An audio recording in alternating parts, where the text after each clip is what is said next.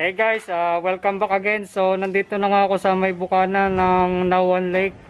At ang gagawin natin ngayon ay sasakay ako ng bangka para magkaroon tayo ng tour dun sa Nawan Lake. Kasi nga, yun nga nasabi ko, yung drone natin ay hindi natin magagamit ngayon para i-picture yung Nawan Lake. So mangyayari, mag-handheld tayo.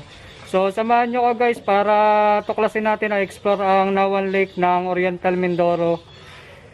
Dito lang sa Mike Moto TV.